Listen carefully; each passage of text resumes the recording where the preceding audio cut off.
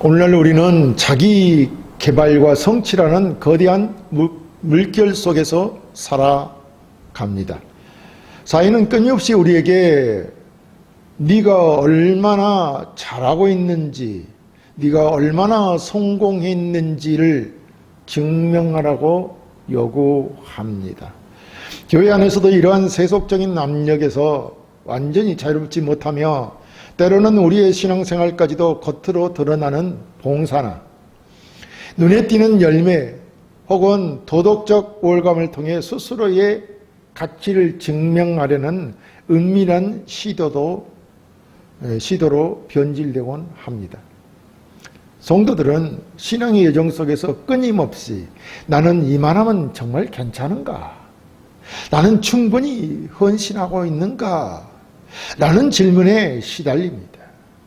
또 성취와 공로의 덫에 빠져 쉽게 지치거나 교만에 빠지기 쉽습니다. 자기 의를 세우려는 인간의 본성적인 시도는 언제나 영혼의 참된 안식을 방해하는 주된 요인이 되어 왔습니다. 그러나 오늘 우리가 함께 상고할 본문 말씀은 이러한 인간의 모든 자기 중심적인 시도와 공로의식을 근본부터 흔드는 복음의 핵심 메시지를 선포합니다. 바울은 고린도 교회의 부활신앙을 확증하며 부활의 증인이 된 자신의 사도직을 변호하는 가운데 자신이 어떻게 사도가 됐는지를 간증합니다. 이 간증은 단순히 한 개인의 영적 자서전이 아니라 현 시대를 살아가는 우리에게 우리의 존재와 사역의 근거가 무엇인가를 명확히 깨워주는 진리의 선포입니다. 본문은 우리의 과거, 현재, 그리고 미래의 헌신까지도 오직 하나님의 은혜라는 단 하나의 절대적인 근거 위에 세워져 있음을 가르쳐 주고 있습니다. 우리는 이 자리에서 스스로의 힘과 공로를 주장하는 모든 의의를 내려놓고 오직 은혜의 삶이야 은혜로 말미암아 수고하는 진정한 성도의 정체성을 회복해야 할 것입니다. 그러면 말씀을 함께 살펴보면서 은혜 나누기 원합니다. 첫째, 은혜는 우리가 누구였는지를 기억하게 합니다. 본문 9절에 나는 사도 중에 가장 작은 자라 나는 하나님의 교회를 박해하였으므로 사도로 칭함을 받기에 감당하지 못할 자니라 라고 하였습니다. 사도 바울은 부활의 증인으로서 자신의 신분에 대해 설명하면서 곧바로 자신의 과거를 고백하고 있습니다. 과거의 자신은 사도 중에 가장 작은 자였다라는 것입니다. 여기서 바울이 자신을 가리켜 가장 작은 자라고 하는 것은 단순히 작은 정도를 넘어선 최상급의 표현으로 가장 보잘것없는 자라는 의미로 말한 것입니다. 바울은 이 단어를 사용하여 자신이 다른 사도들과 비교해서 어떤 능력이 부족하다는 의미로 말하는 것이 아닙니다. 실제로 바울은 상당한 배움과 학식이 있었던 자입니다. 그렇기 때문에 자신이 어떤 능력이 부족하다 그런 것이 아니라는 말입니다. 오히려 그의 불가능한 과거, 즉 하나님의 교회를 박해하였으므로 라는 대역죄 때문에 사도로서의 자격 자체가 원천적으로 없음을 고백하는 말인 것입니다. 이 고백을 이해하기 위해서는 당시의 세대적 신학적 배경을 우리는 살펴볼 필요가 있습니다. 바울은 유대계에서 가장 엄격한 족파했던 바리새파 출신으로 율법에 대한 지식과 열심에 있어서 타의 추종을 불허하는 그런 자였습니다. 그의 눈에 예수 그리스도를 따르는 무리들, 즉 초기 기독교 공동체는 유대교의 전통과 율법을 파괴하는 이단이자 신성 모독자였습니다. 바울이 교회를 박해한 행위는 단순히 종교적인 열심의 발로를 넘어 그 자신이 하나님의 율법과 의를 수호한다는 확신하에 행한 신학적인 범죄라고 할 것입니다. 이것은 단순히 실수나 잘못이 아니라 하나님의 몸된 교회를 회파하려는 행위였으며 부활하신 그리스도를 정민으로 대적한 가장 극렬한 죄였습니다. 이런 배경은 교리의 핵심인 인간의 전적 타락 교리과 정확히 합치하다고 할 것입니다. 바울의 과거는 인간이 아무리 율법적인 열심과 종교적인 성취를 이루려 해도 은혜가 없이는 도리어 하나님을 대적하는 자리에 설 수밖에 없음을 증명합니다. 바울이 자신을 사도라 칭함을 받기에 감당하지 못할 자라고 고백한 것은 그의 사도직이 그의 노력, 공로 혹은 자격에서 나온 것이 아니라 전적으로 하나님의 무조건적인 선택과 불가항력적인 은혜의 결과임을 고백한 것입니다.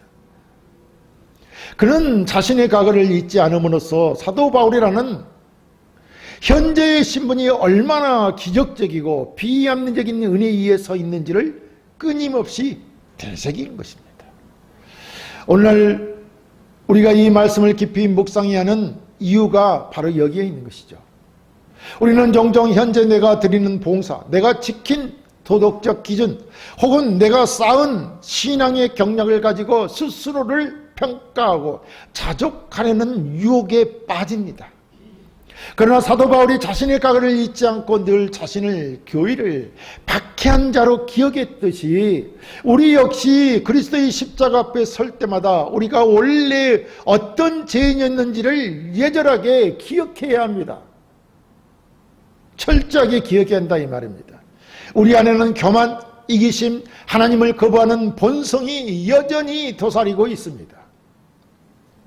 현재 우리의 의인은 오직 예수 그리스도의 피로 덧입혀진 것이며 우리 스스로에게는 단 한 조각의 의름도 없다는 사실을 뼈저리게 인식해야 합니다. 이 고백은 우리를 좌절시키는 것이 아니라 오히려 자신의 은혜의 절대적인 크기를 깨닫게 하여 겸손과 감사의 샘이 마르게 합니다. 우리는 다윗의 간음과 살인의 죄악 이후의 삶을 생각해 볼 필요가 있습니다. 다윗은 왕이었음에도 불구하고 밧세바와의 죄와 우리아를 살해한 죄로 인해 심각하게 타락했습니다.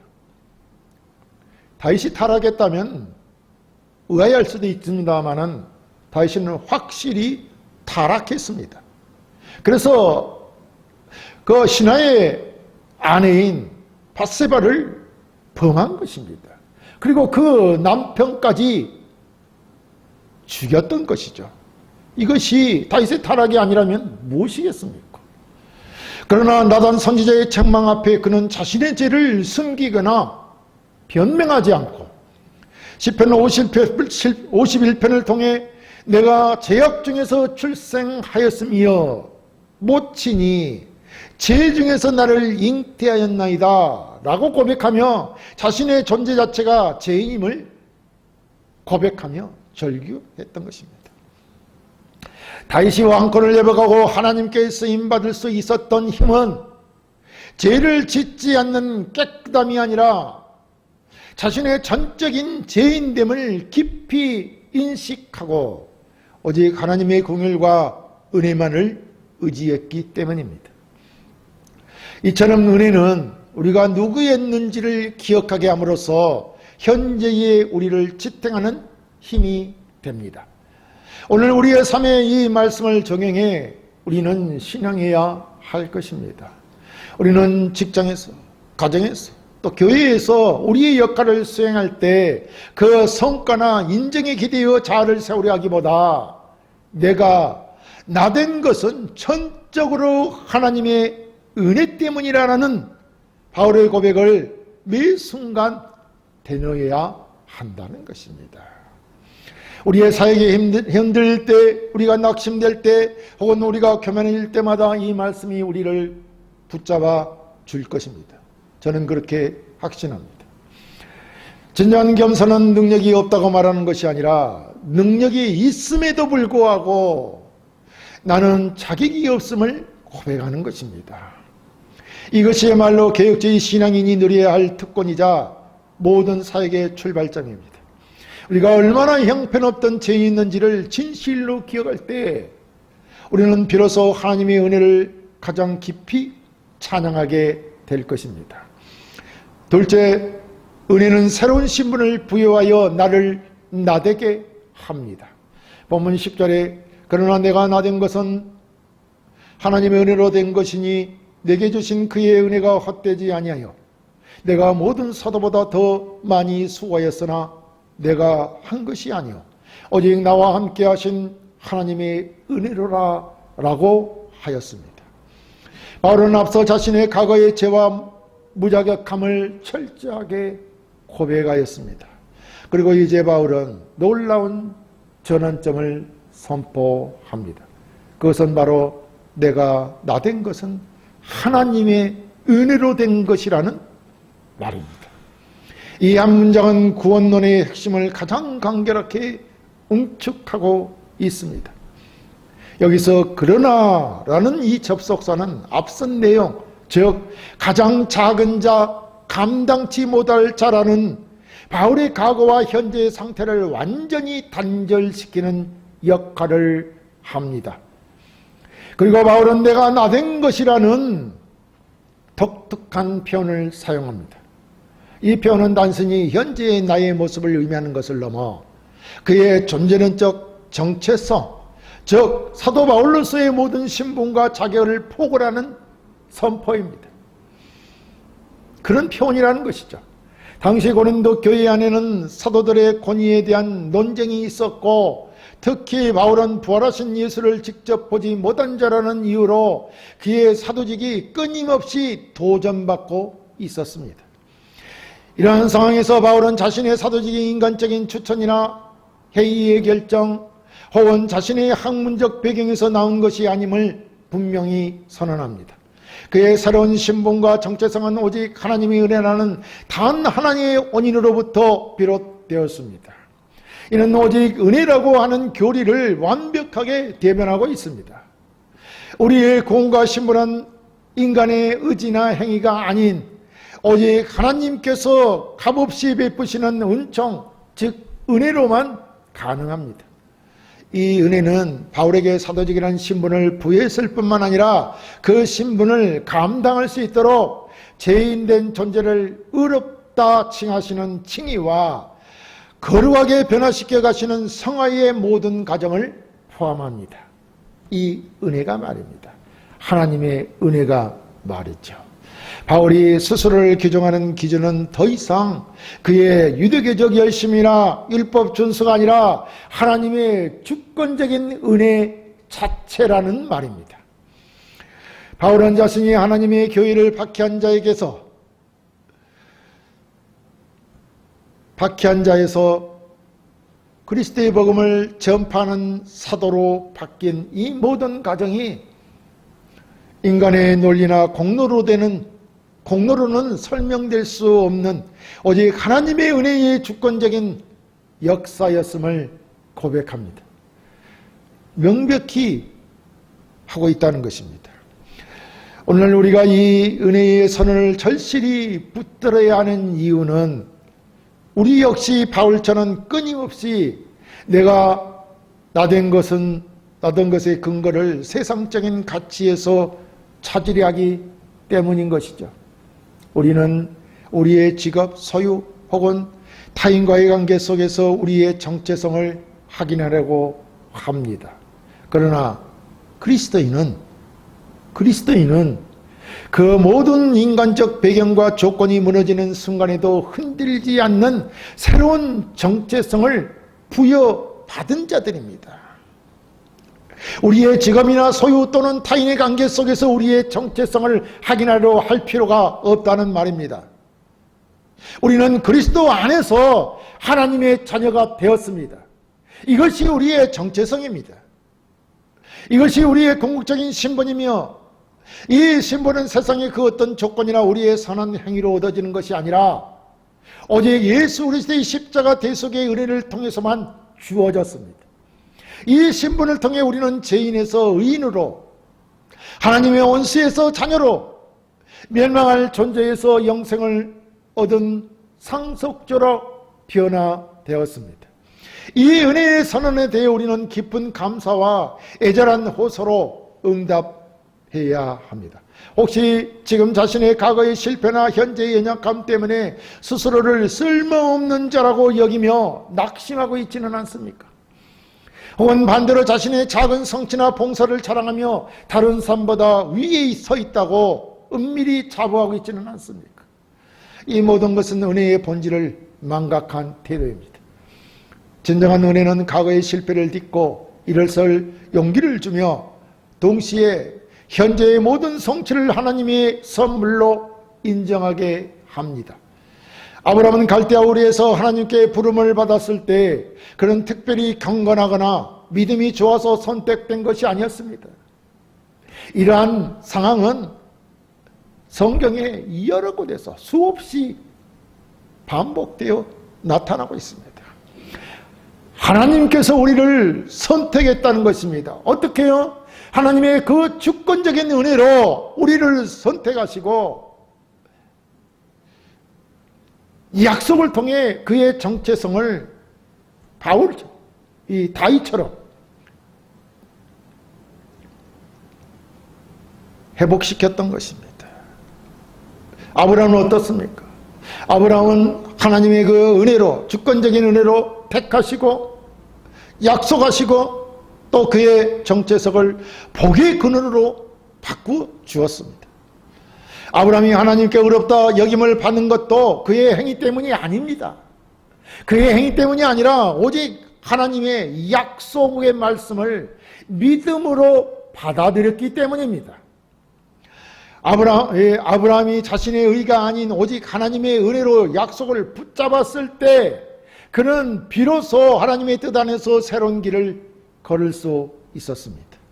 오늘날 우리의 삶에서 우리는 그리스도인으로서 우리의 가치를 자격 증명해서 찾을 것이 아니라 은혜로 받은 신분에서 찾아야 합니다.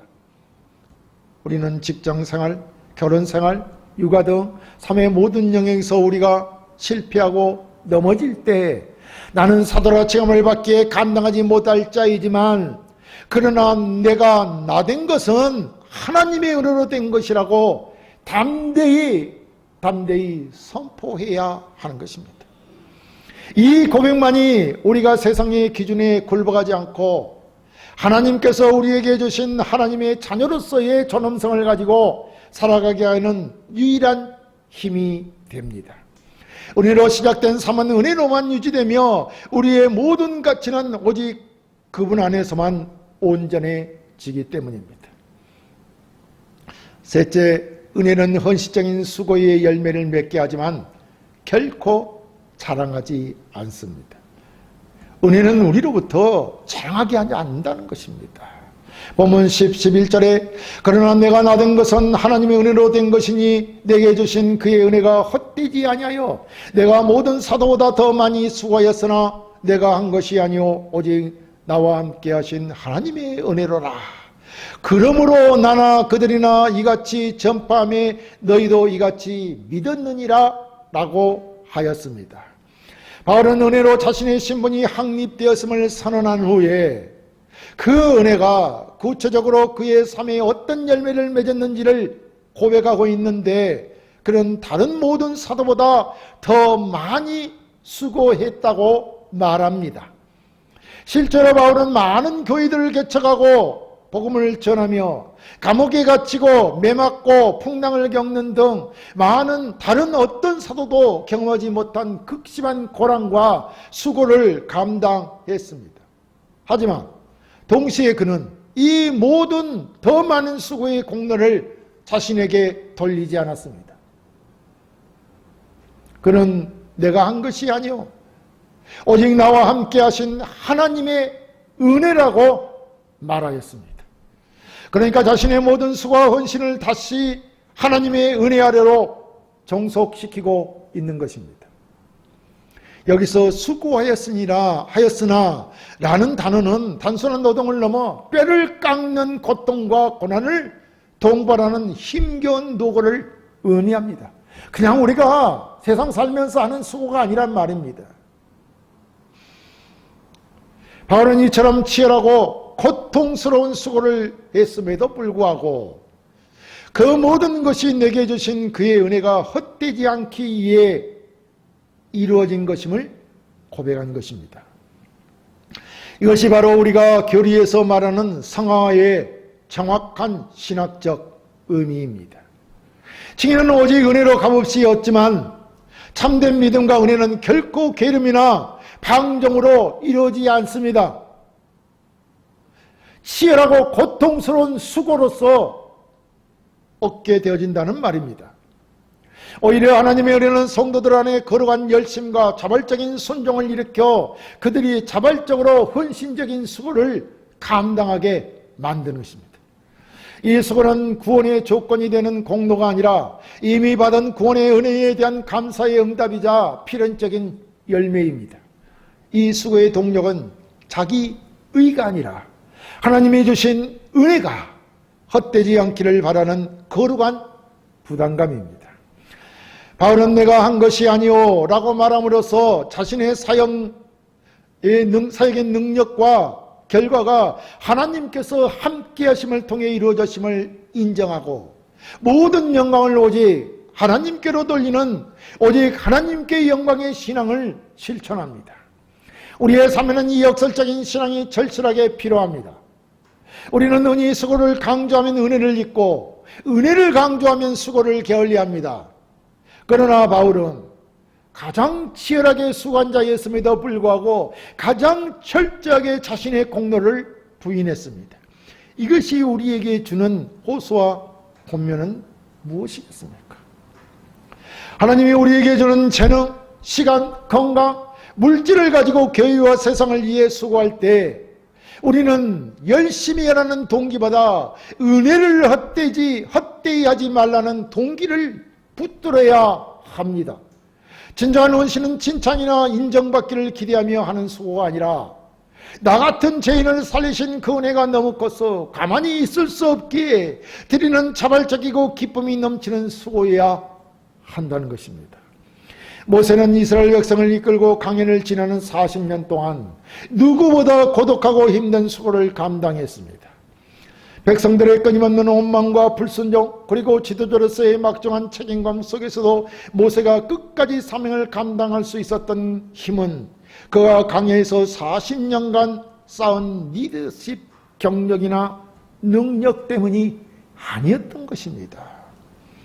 그의 모든 수고는 하나님이 그와 함께 하신다는 이 약속에 있었던 것입니다.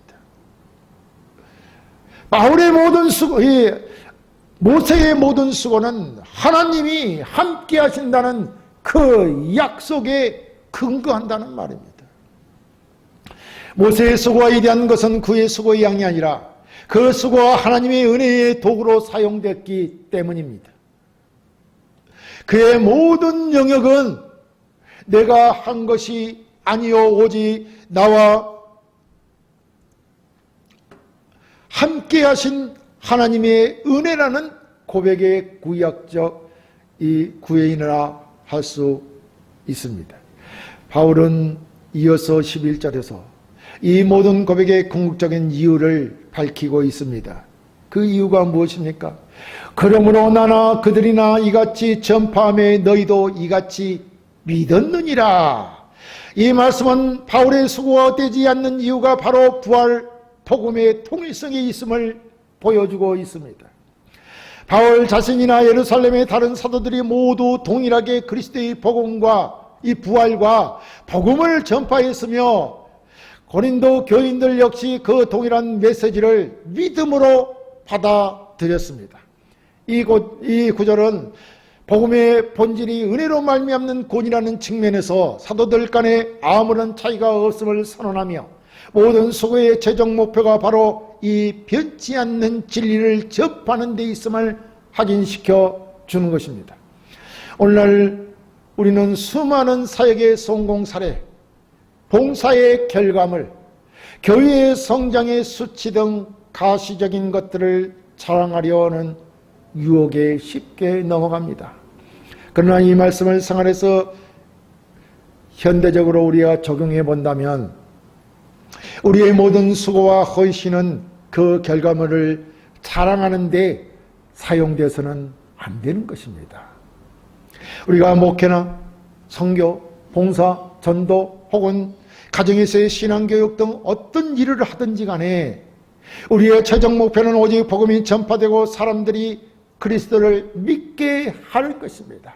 복음을 전파해서 그리스도를 믿게 하는 것입니다. 이것이 우리의 최종 목표인 것이 아닙니까? 그리고 그 모든 과정과 결과에 대해 우리는 바울처럼 고백해야 합니다. 이 모든 수고는 내가 한 것이 아닙니다. 오직 나와 함께 하신 하나님의 은혜로 된 것입니다. 라고 하는 이 고백을 우리는 진심으로 할 때 우리의 수고는 비로소 참된 기쁨과 영원한 가치를 지니게 될 것입니다. 우리가 드리는 은신의 양과 질을 자랑하지 않고 오직 우리를 도구 삼아 일하시는 하나님만을 높여드리는 것이 은혜를 받은 성도의 가장 아름다운 삶의 모습일 것입니다. 이러한 삶을 우리가 살아야 할 것입니다. 사랑하는 성도 여러분, 우리는 사도 바울의 인생과 사역을 압축하는 오늘 말씀을 통해 은혜의 세 가지 실체를 확인했습니다. 은혜는 우리를 가장 작은 자였던 각오로 돌아가게 하여 겸손을 가르치고 내가 나된 것의 신분을 부여하여 흔들리지 않는 정체성을 확립하며 모든 사도보다 더 많은 수고를 하도록 이끌지만 그 모든 영광은 오직 하나님께 돌리게 합니다. 우리의 삶은 은혜의 여정입니다. 우리는 행위로 시작하지 않았습니다. 그리고 우리는 행위로 완성할 수도 없습니다. 우리의 고는 오직 은혜로 시작되었고 우리의 사역은 오직 은혜의 동력으로 진행되어야 하며 우리의 영광은 오직 은혜로서 하나님께 돌려져야 합니다. 오직 나와 함께 하신 하나님의 은혜라고 하는 이 고백을 우리의 삶의 모토로 삼고 살아야 할 것입니다. 만약 여러분이 지금 힘든 사역의 무게와 고난 때문에 지쳐 있다면 낙심하지 마십시오. 우리의 수고는 결코 헛되지 않습니다. 그 수고는 여러분의 능력이 아니라 함께 하신 하나님의 은혜가 맺은 열매이기 때문입니다.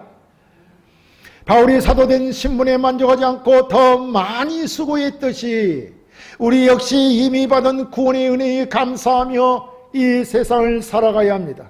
이제부터 우리의 모든 노력과 헌신은 구원받기 위한 조건이 아니라 구원받았음에 감사하는 응답이 되게 하여야 할 것입니다.